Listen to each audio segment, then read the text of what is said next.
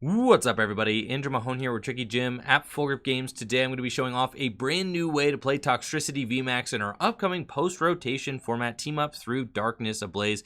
Darkness Ablaze is an awesome new Pokemon trading card game set due out August 14th, and it contains this guy, Galarian Slowbro V, with its awesome Quick Draw Poison ability, which allows you to leave the defending Pokemon poisoned if Galarian Slowbro V is in the active position once during your turn, which is great because Galarian Slowbro V poisons the Pokemon, and then Toxtricity VMAX comes in with Gmax Riot and deals 240 damage, plus the poison, 250 damage, quite a bit of damage coming from that Toxtricity VMAX for just 3 energy. We've got Turbo Patch coming out of Darkness Ablaze to help accelerate energy onto our Toxtricity Vs. We still got Tapu Koko Prism Star out of Team Up available to us as well, and we can utilize the Stadium Dark City in order to give our Slowbro Vs free retreat. Also gives Pokemon like Crobat V and Hoopa free retreat as well, which is very useful. Excited about this deck list, so let's go ahead and check it out. These are the Pokemon that make up our Toxtricity VMAX deck. Of course, Toxtricity VMAX is the main attacker with its hefty 320 HP and awesome Gmax Riot attack. For 2 lightning and a colorless, it deals 160 damage. And if the defending Pokemon is poisoned, it deals 80 more. So 240 base damage if the defending Pokemon is poisoned. Combos perfectly with Galarian Slowbro V, new from Darkness Ablaze, with its Quick Draw Poison ability. Once during your turn, if this Pokemon is in your active spot, you may leave your opponent's active Pokemon poisoned. Now, pivoting in and out of Galarian Slowbro V is going to require some switch cards. Toxtricity decks were already playing for switch with the addition of the 3 Dark City Stadium cards. Galarian Slowbro V is given free retreat, so you can promote the Galarian Slowbro V, use Quick Draw Poison on the defending Pokemon to poison it, and then Gmax Riot for 240 damage. It's an awesome combination, and I really like the fluidity that the Dark City gives this deck, because not only does the Dark City give your Galarian Slowbro V's free retreat, it also gives Hoopa from Unified Minds free retreat with its Evil Admonition attack. This is a great non-GX attacking option in the deck, good for softening up Pokemon VMAX,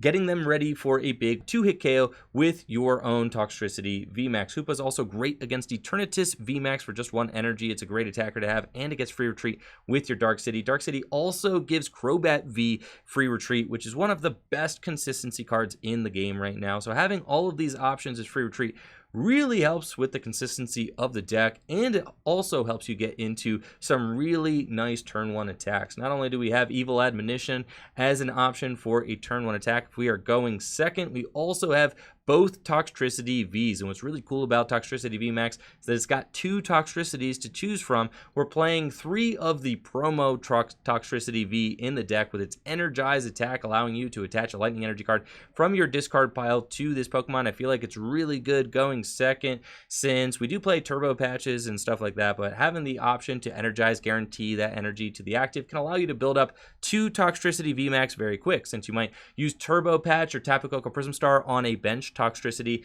and then can go in with a turn 1 Energize to the active, meaning that you got 2 Toxtricity VMAXs ready to go as early as the second turn of the game, and it really helps you kind of solidify your board position. I used to favor this Toxtricity V from Rebel Clash, but with the rotation of Electro Power out of standard format, Poison Jab is just not quite as good as it used to be. You used to be able to knock out Jirachis and stuff with that Poison Jab attack. Now it's more situationally useful. Yes, it inflicts poison, which is very good, since we're going to want our opponent's Pokemon to be poisoned for our Toxtricity VMAX.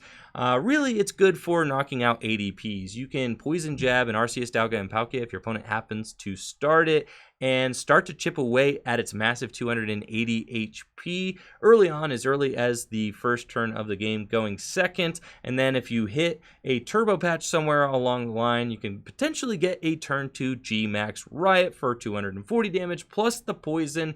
Going between turns, you're going to be knocking out the Arceus, Dialga, and Palkia. So we do play the 1 copy of this Rebel Clash Toxtricity V just to have that option, and I think it's very good for that.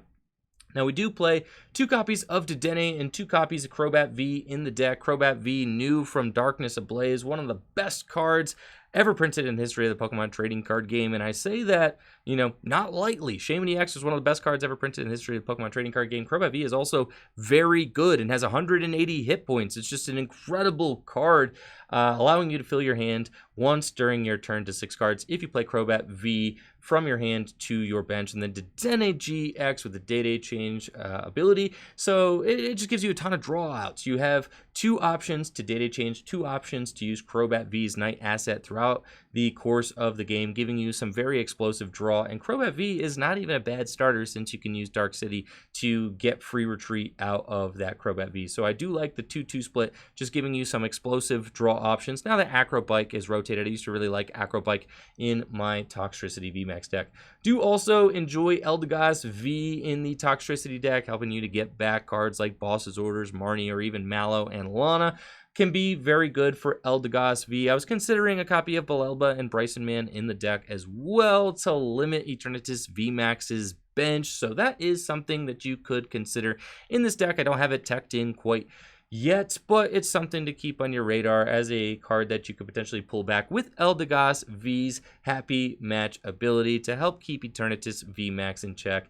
And then we do play, of course, a copy of Tapu Koko Prism Star, whose Dance of the Ancients ability allows you to bring 2 lightning energy from your discard pile, 1 to each of 2 benched Pokemon of your choice. So that's it for the Pokemon. Let's move on to the supporters. Consistency is key in the Pokemon trading card game right now. As you can see, we've got a very streamlined supporter count with 4 copies of Professor's Research, 4 copies of Marnie, 1 Mallow and Lana, and 3 Boss's Orders. Boss's Orders is fantastic in this deck, allowing you to just drag up whatever Pokemon you want on your opponent's bench and damage it or knock it out. This is turning into a 2-hit KO format with big VMAX Pokemon kind of slugging back and forth. Having a high count of Boss's Orders in the deck allows you to finish what you started with any VMAX Pokemon you might have swung into with your Toxtricity VMAX. Since you deal either 160 damage or 240 damage, you're not going to be one-hit KOing any Pokemon VMAX in this format. Being able to bring them up and finish them off is very important. Speaking of that, being able to heal off damage also very important because this is a 2-hit KO format. So having Mallow and Lana in the deck can allow you to glance off hits that your opponent dished out on your Toxtricity VMAX. You just have to discard 2 cards from your hand and pivot into one of your bench Pokemon. Since we do play Dark City in the deck, you can easily pivot into your Slowbro V, free retreat with the Dark City, inflict poison, and go back and attack with a newly freshened up Toxtricity VMAX. So I really do like a copy of Mallow and Lana in the deck as well. Simply put, Professor's Research and Marnie are the 2 best draw supporters that the format has to offer right now. And we do play 4 consistency Pokemon too. We saw the 2 Dedenne GX. We saw the 2 Crobat V, 5 consistency Pokemon if you count the Eldegoss V. So this is plenty of draw support to get us through the game and is going to allow us to also just disrupt our opponent every turn. I cannot state enough. 4 copies of Marnie is very disruptive in this format. We don't have Acro Bikes to help to bail us out like we used to. So 4 copies of Marnie is very good. And a lot of decks can just get stuck, right? Since there are just 4 quick ball outs in each of these decks to help us get cards like Dedenne or Crobat. A lot of times Marnie can stick your opponent into a suboptimal hand, since a lot of decks kind of have consistency engines that look more or less like this. And you know, an odd Marnie here or there, just sticking your opponent to 4 cards, can just randomly stick them for a couple of turns. I see it happen over and over and over again in this new format. So 4 copies of Marnie is definitely a must-have, since we're not playing any reset stamps or cards like that. Being able to limit your opponent not only early on but late game and help to get those game-winning cards out of their hand is very important. So 4 research, 4 Marnie really helps us to churn through our deck. Let's take a look at the items and see what makes this new Toxtricity deck work. As you can see, the items are also streamlined and consistent, and truth be told, I love a deck list that looks like this. Just 4-ofs galore, 4-ofs everywhere. I love building decks like this because the deck just operates and does what it's supposed to do most of the time, which really will carry you through many games, more so than fancy bells and whistles and text and so on and so forth. That being said, I do have some ideas for bells and whistles and text and so on and so forth. I would really like to play the new Yell Horn from Darkness Ablaze in this list. I think it could be very cool. cool, especially since you have all of these free retreat shenanigans and pivot options. Having some Yell Horns to confuse the defending Pokemon while you are going in with a 2-hit KO strategy with your Toxtricity VMAX could be really cool. So I think a couple of Yell Horns could be kind of neat. You could also play a Dangerous Drill. You play some Darkness type Pokemon. You could play Dangerous Drill in here. You could play Tool Scrapper. But as far as a base list to get you started, this is definitely a great place to start. We've got 4 copies of Turbo Patch in the deck. You get to flip a coin of heads, choose a basic energy card from your discard pile, and attach it to one of your basic Pokemon. So you can't accelerate, unfortunately, to your VMAXs, but you can accelerate to all of your Toxtricity Vs, which is very good. Turbo Patch can help you skip ahead in energy attachments and get you a couple of Toxtricity VMAXs built up towards the end of the game. So I really do like the 4 copies of Turbo Patch in the deck. It only works half the time, but half the time it works every time. So I do like Turbo Patch. I think it's better than playing Boltund in this deck. You could play a Boltund V in addition to Turbo Patches, but I think that with Turbo Patch and the Energized Toxtricity V, you might not need Boltund. So I'm trying without the Boltund V right now, and it worked out well when I played the deck on stream today. So I'm hopeful that Turbo Patch can kind of take the place of Boltund so that you don't need to waste a turn going in with Boltund. You could just get the energy, all the energy that you want, attach them onto your Toxtricities, evolve them into VMAXs, and start swinging. So you could play a Boltund here. I don't necessarily know if it's 100% needed. We do play 4 copies of Quick Ball and 4 copies of Great Ball, just very aggressive search in the deck so that you can get your Toxtricity Vs onto the bench as soon as possible. You could get energy in the discard pile with Quick Ball. Great Ball help you find your Toxtricity VMAXs, cards like Tapu Koko Prism Star, help you find your consistency Pokemon, Dedenne GX, so on and so forth.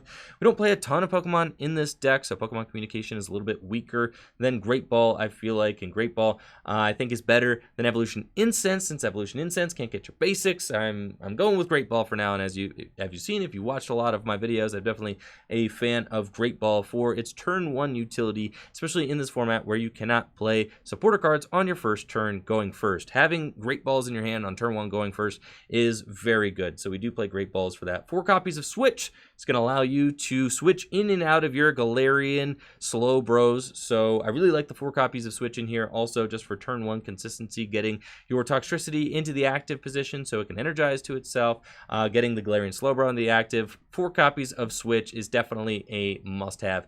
And then we do play 3 copies of Dark City, the stadium card that gives you basic dark Pokemon, both yours and your opponent's, free retreat. So a great kind of consistency card as far as your switching goes. If you start a Crobat V, if you start your Hoopa and you want to get into something else, having Dark City in the deck to give those Pokemon free retreat is really nice, and it combos fantastically with Slowbro V so that you can switch into Slowbro V and use the poison ability and then Dark City to retreat out and go in with your big Toxtricity VMAX.